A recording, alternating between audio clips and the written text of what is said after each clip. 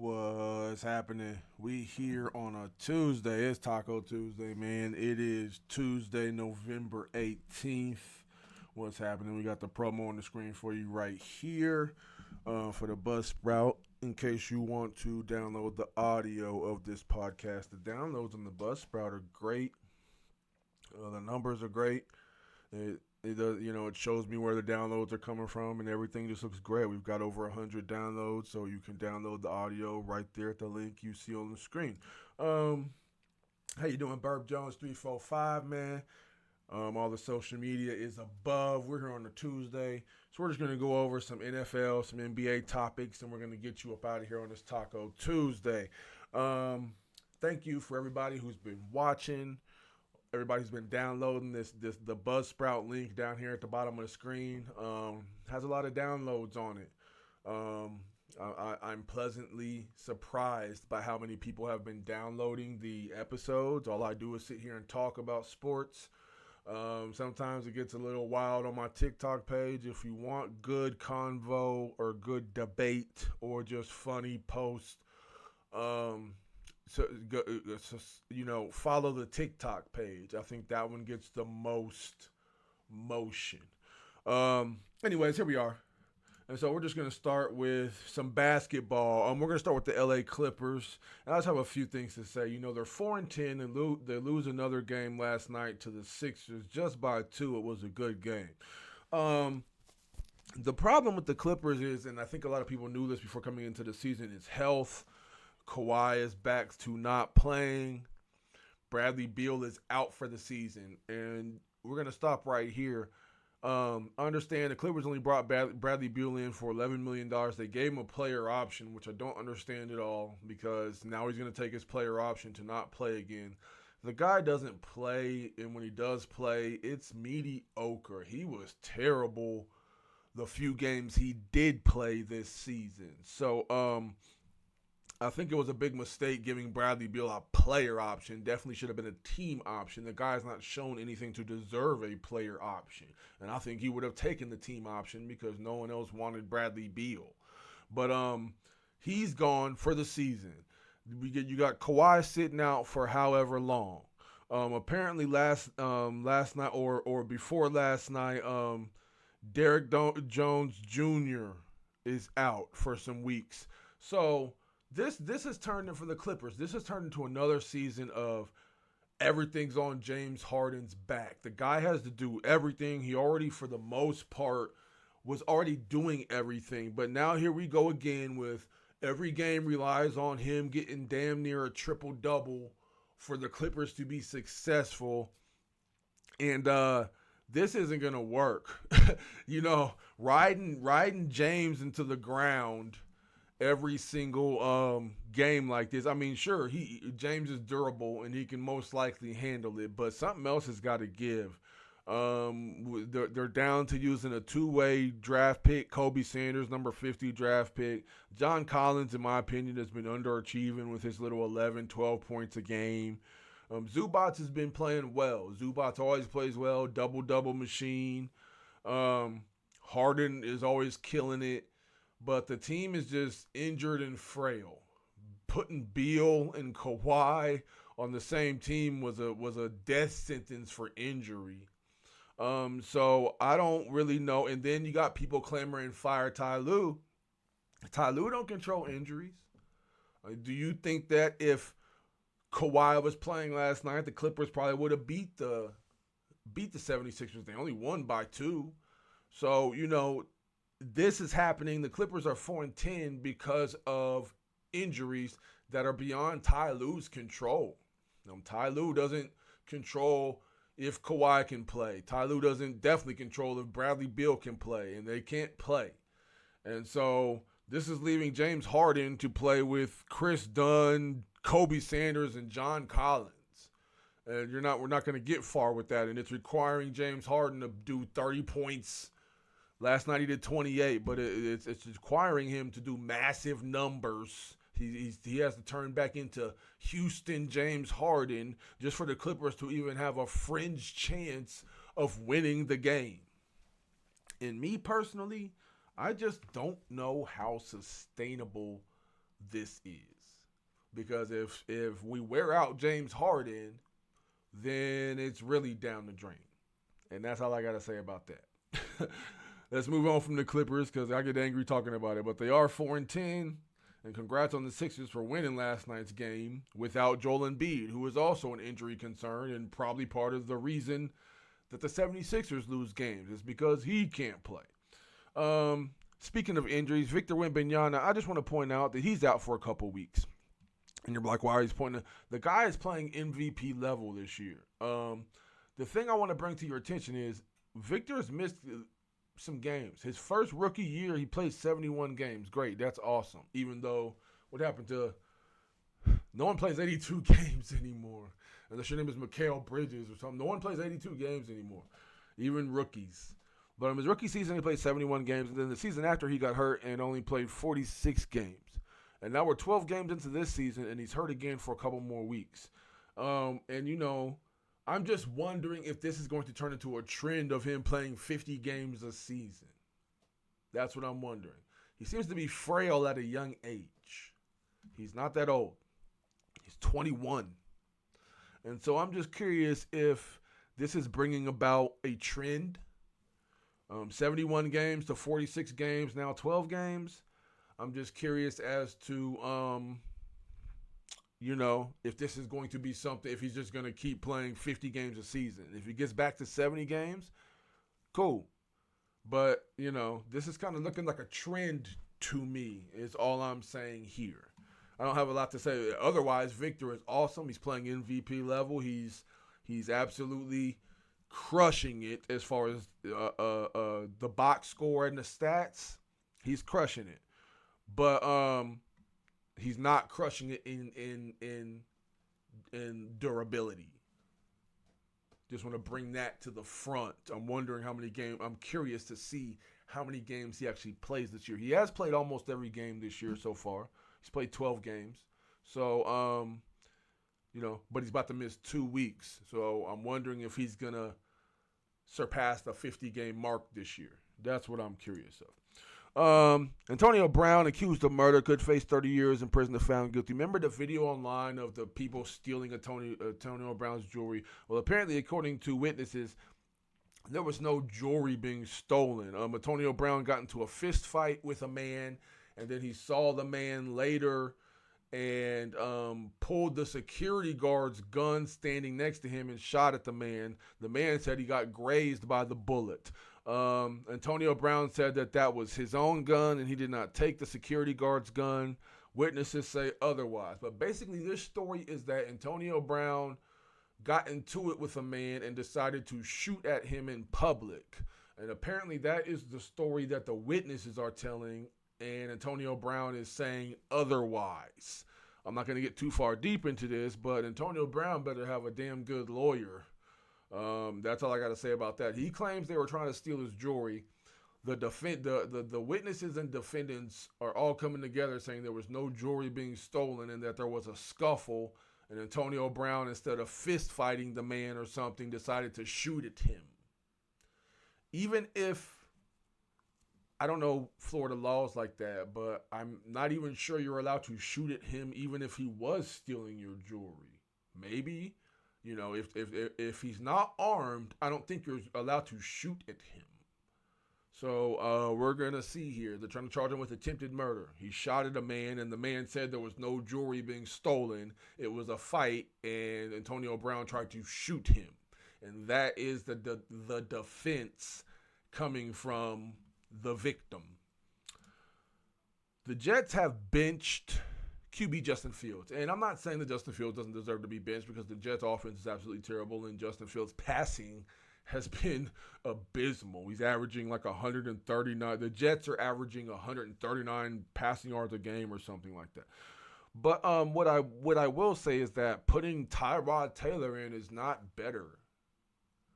You pay Justin Fields $30 million and you're going to bench him, I guess, to teach him a lesson because the team is awful, 2-8. But Tyrod Taylor is not, he's a backup. He's not the future of the Jets. Hell, you might as well let Justin Fields finish. You paid him. Let him finish. Putting in Tyrod Taylor is going to prove what? Is he going to win games? Probably not. The man you're paying $30 million to is sitting on the bench. They're both going to lose. One going to lose, the other going to lose. So if I'm going to have Tyrod Taylor played a game already and lost. If I'm going to have two QBs playing, then I'm going to if I'm going to have two QBs playing, I'm going to have the one playing that I'm paying more money to. That's what I'm saying. Tyrod Taylor is not any better than Justin Fields. They might want to see the Jets fans might want to see someone different in there, but Tyrod Taylor is not any better. So that's the only point I'm making right here. Hold on, I got a text message here.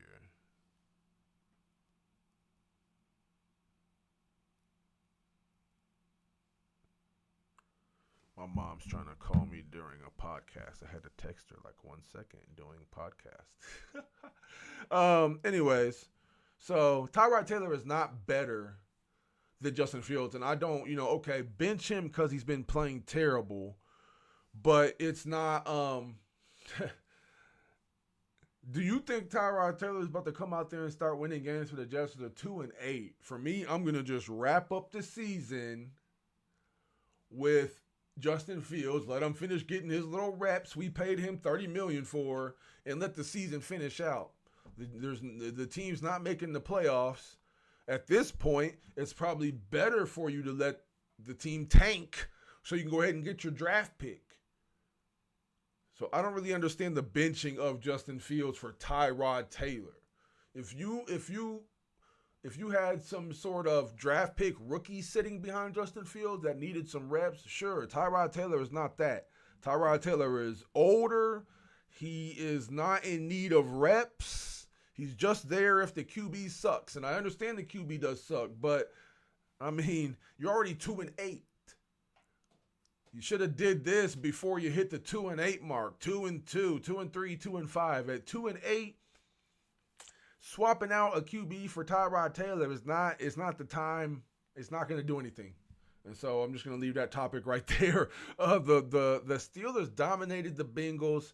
I expected the score to be high on the Steelers end because the Bengals defense is terrible. I expected the Bengals to score more than 12 points. The Steelers defense was really relentless in this game. Flacco, 1 TD, 1 interception.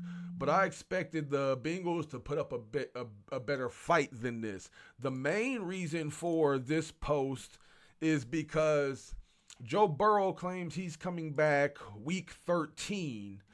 And listen. The Bengals are 3-7.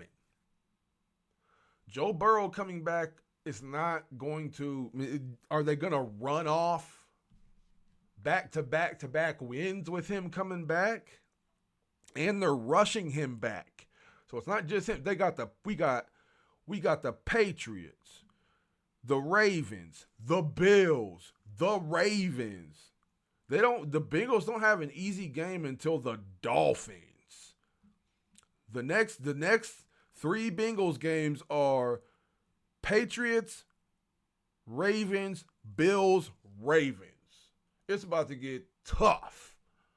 All these teams are winning teams. This is about to get rough. And I just don't. Part of me is just saying, like, man, that's not the time for Joe Burrow to come back. I guess. If you want to try and make a end of the season run with your QB who just got blasted, who's rushing to come back, I don't know. That all that doesn't sound right in my brain. He's rushing to come back. You guys are 3-7. By the time he gets back, who knows what the record's gonna be? None of that sounds right to me. Sounds like he needs to wait till next season. And that's my opinion on that. Otherwise, the Steelers are 6-4 in a much better position. Few more wins. Hell, in this division right now, just get 3 more wins, you're in the playoffs. The Bengals, whole nother story. Real quick, the Panthers. and the Falcons, and you're probably like, why are you talking about the Panthers? Well, this is why I'm talking about the Panthers. First of all, the Falcons season is over. Michael Penix is hurt. Cousins is going to be the QB. The team is 3-7. The season is over for the Falcons. Good season. The Panthers, I'm talking about the Panthers because the Panthers are 6-5. So, it's not vibrating in my face. The Panthers are 6-5. So if you can see the screen here, if you're listening to audio, you can't see the screen. But the screen right now shows the Panthers are 6-5. They are second in the division under the Buccaneers. The Panthers have a chance to make the playoffs. The Panthers, after years of misery, have a chance for Bryce Young to lead them to the playoffs. So, the Panthers fans, the Carolina fans should be excited. This is finally a reason to be excited. A couple more wins. And the Panthers might just at least see a wild card spot at the very least. They do have, it ain't going to be, they got the 49ers and they got the Rams, and there's going to be some losses there. They're not about to beast both of them teams. And then they got the Saints, which is winnable. But then they got Buccaneers, Seahawks, Buccaneers. So the end of the Panthers season is rough, and that playoff spot might disappear into smoke. But right now, they have hope. Depending on how the future of this goes. But these remaining games are rough. 49ers, Rams, Saints should be a win. 49ers, Rams, Buccaneers, Seahawks, Buccaneers. Hell, there could be 5 more losses there. So this could be the end. They could end 7-10. So there's that. And the last topic here is last night's game. Dallas versus the Raiders. First of all, we all knew the Raiders were going to get their ass busted. The Raiders are terrible. And it's not a surprise that the Raiders are terrible. It's a surprise that Pete Carroll is the head of this terribleness. That's what the surprise to me is. And I actually, after watching the game last night, I actually think part of this is Pete Carroll's fault. I don't know if he just doesn't. I don't know what's going on. But he seems to think that Geno Smith should be throwing 42 passes while Aston Jeanty gets 6 carries. That is the most unbalanced offense I've ever seen. Geno Smith got 4 carries, and your top rookie running back draft pick, you give 6 carries to, 2 more than the QB for 7 yards, 1.2 yards a carry. That's abysmal, and I just can't understand that balance of offense. You did not give the Cowboys are weak against the run, and you did not give them any reason to stop the run at all. You threw the ball 42 times with Geno Smith, who isn't good at throwing the ball. So I'm really confused at the Raiders' approach on offense. I'm really confused at Pete Carroll's logic, his approach on offense here.